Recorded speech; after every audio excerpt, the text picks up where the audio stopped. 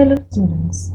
From today, I will be starting English classes for PUC students and also grammar classes.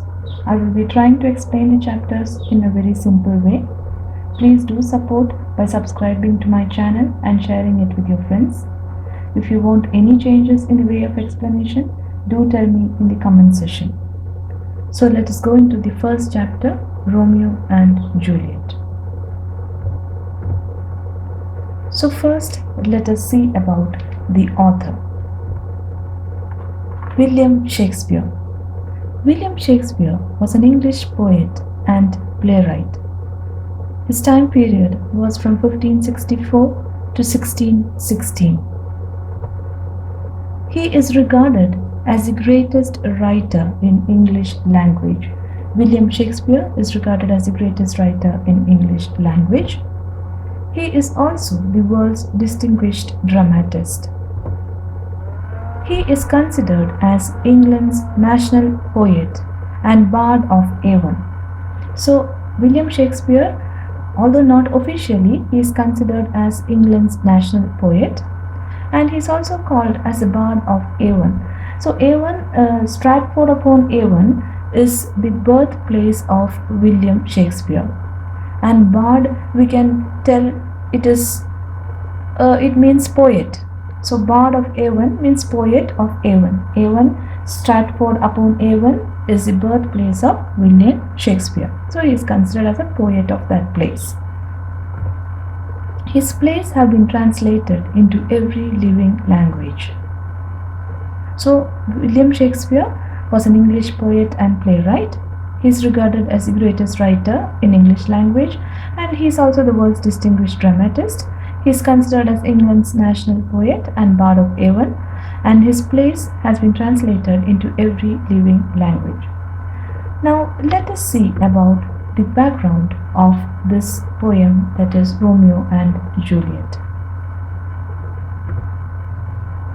The poem revolves around two main personalities, that is Romeo and Juliet. They belong to two noble families of Verona in Italy. So the two noble families were the Capulets and the Montagues. These two families were sworn enemies. So the Capulet family and the Montague family were sworn enemies. These were two noble families from a place called as Verona in Italy. Romeo belonged to the Montague family and Juliet belonged to the Capulet family. Romeo once attended a party organized by the Capulet family to see Rosalind. So here the Capulet family organized a grand supper party. Lord Capulet, he was Juliet's father, he organized a grand supper party. And Romeo came to know that Rosalind was attending the party. Now, who was Rosalind? Rosalind was the woman whom Romeo fell in love with. So Romeo had fell in love with Rosalind, and he wanted to see her, and he came to know that she was attending the party organized by Capulet family.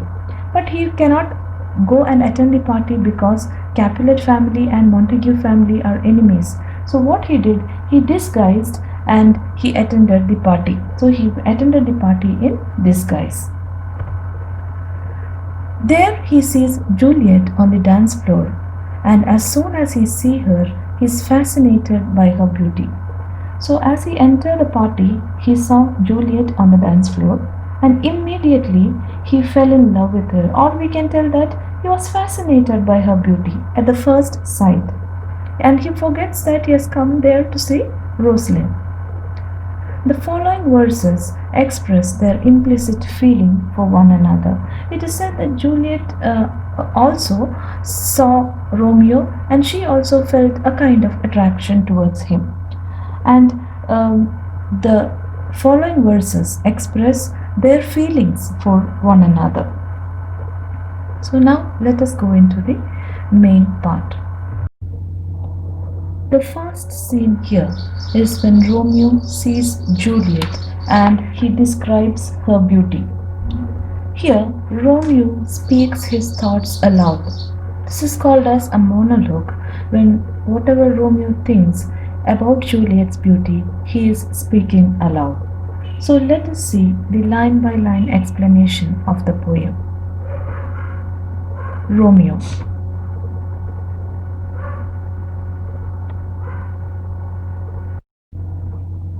Oh, she doth teach the torches to burn bright. It seems she hangs upon the cheek of the night, as a rich jewel in an Ethiope's ear, beauty too rich for use, for earth too dear. Now let us see the meaning of these four lines. Oh, she doth teach the torches to burn bright. The word doth here means does. In Old English, they say it as doth, that means does. So she teaches the torches to burn bright. She means Juliet. So according to Romeo, Juliet teaches the torches to burn bright. It means that Juliet's beauty is more illuminating than the light of the torch. Already the torches means they give light. But according to the poet, she even teaches the torches to burn much more brighter. That means her beauty is more overpowering or illuminating than, or it is more brighter than the light of the torch. It seems she hangs upon the cheek of the night. So here the word night is personified.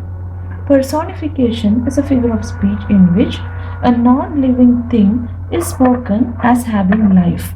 So here cheek of the night, night is a non-living thing. So here it is personified as a person who has cheeks.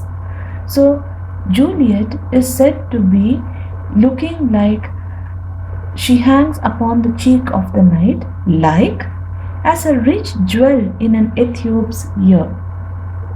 So here Juliet hangs on the cheeks of the night like a rich jewel on an Ethiope's ear. Who is an Ethiop? An Ethiop is a dark African lady.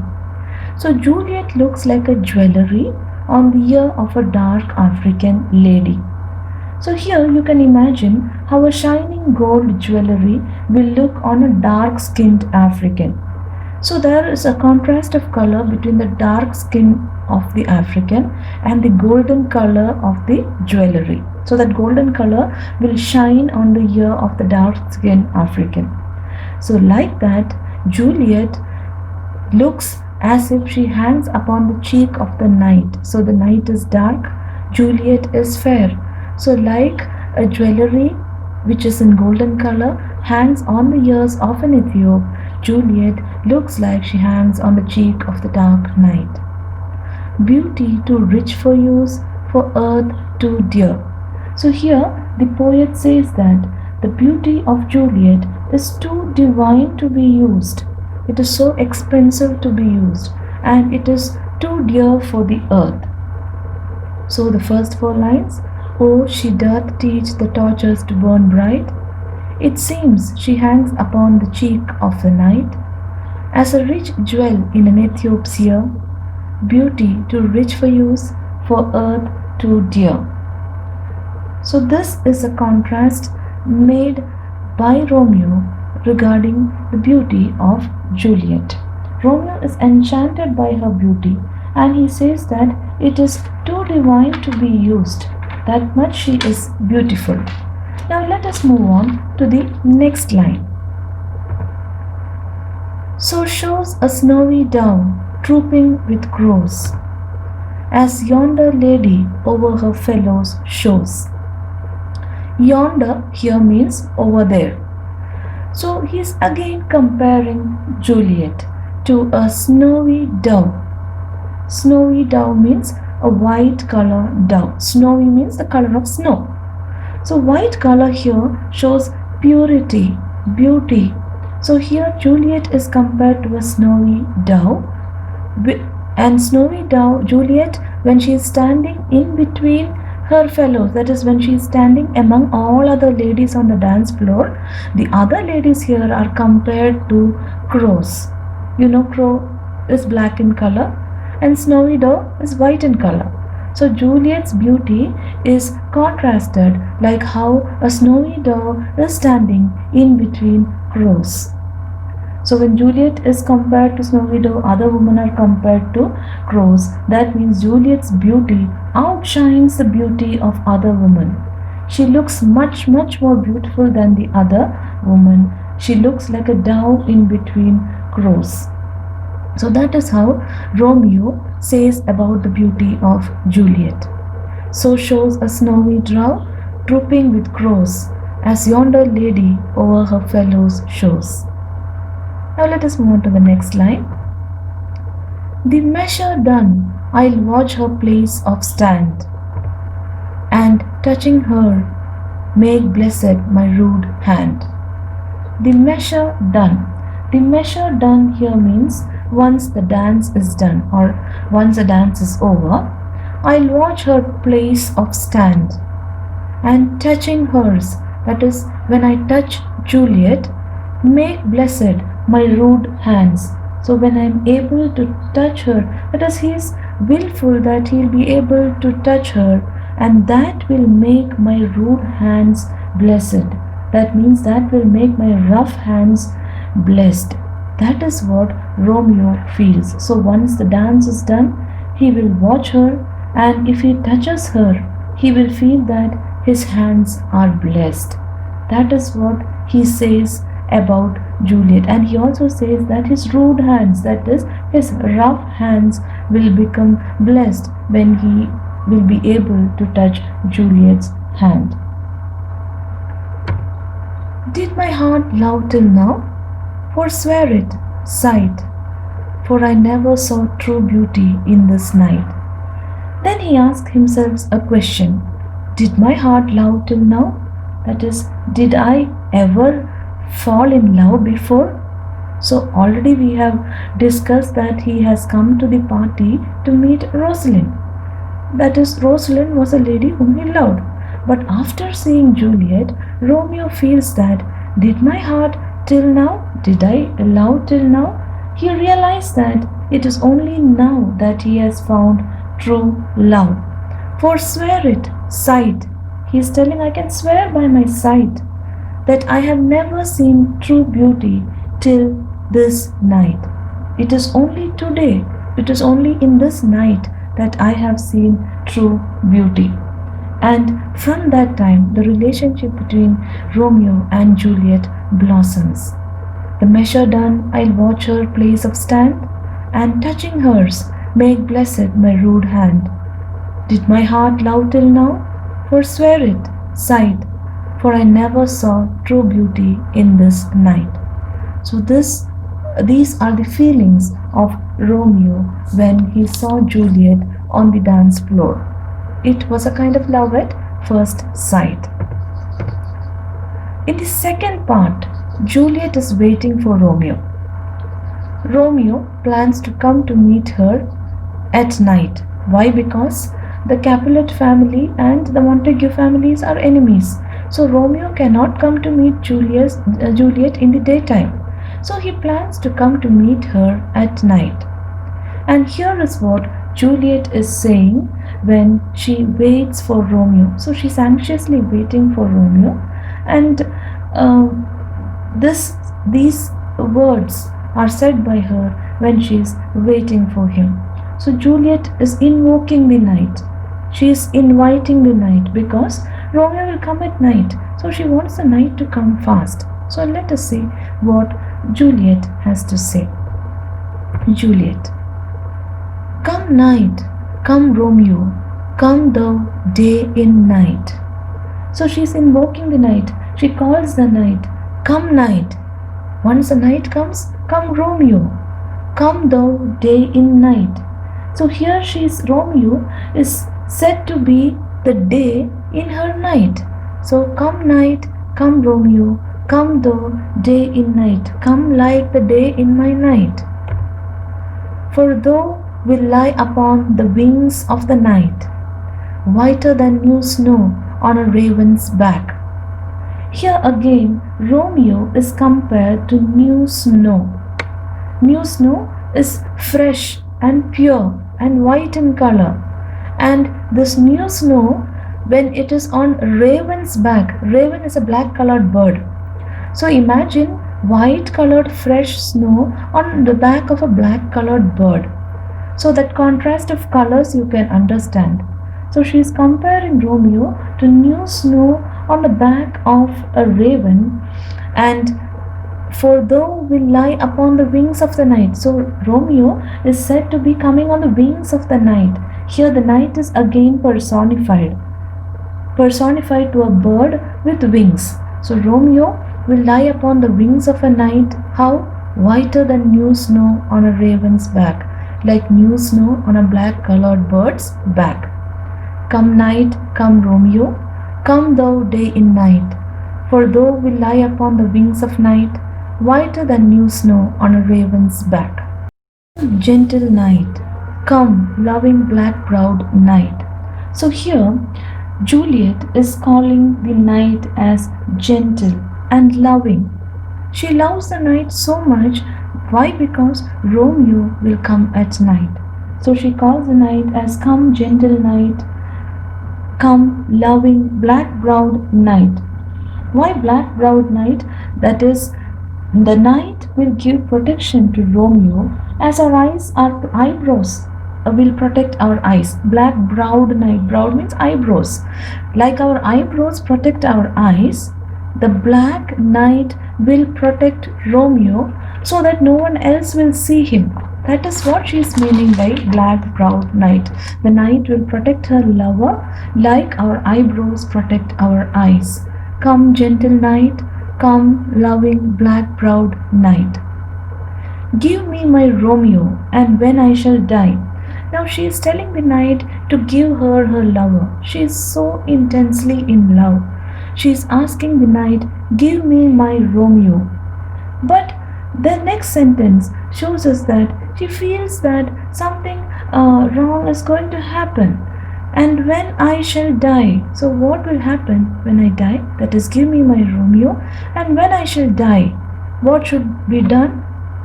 Take him and cut him out in little stars. So she tells that when I shall die, take him and cut him into small stars. Why does she want to do that? She wants to immortalize her love. She wants Romeo to be converted into little stars. And he will make the face of heaven so fine, and these little stars will make the face of the heaven so beautiful. Romeo will be made into little stars, and those stars will make the face of heaven so fine and so beautiful that all the world will be in love with night. So the face of heaven will become so beautiful that the world will start loving the night much more than the day. The world will be in love with night and pay no worship to the garish sun. The people will start loving the night so much that they will not worship the garish or the bright sun. They will not have value for the bright sun. More than that, they will love the heaven or the star-studded beautiful night. That much they will start loving the night. Take him, and so what Juliet says is, and when I shall die, take him and cut him out in little stars, and he will make the face of heaven so fine that all the world will be in love with night and pay no worship to the garish sun. So these are the thoughts of Juliet when she waits for Romeo. She invokes the night which brings her her lover Romeo. So here we have learned two parts. The first part is about Romeo's feelings when he sees Juliet for the first time on the dance floor. He describes her beauty. The second part is about the thoughts of Juliet when she waits for Romeo. She invokes the night so that Romeo comes to meet her at night. So these are the two parts which we have to learn in your second year portions. I hope you have understood the meaning of the poem very clearly. I have tried to explain it in very simple English. If you have any other doubts, you can ask in the comment section. I will be making another video related to the question and answers or the exercise questions related to this chapter. So if you have liked the video, please do share the channel with your friends and ask them also to subscribe. So I hope to see you all soon in the next video. Thank you for watching.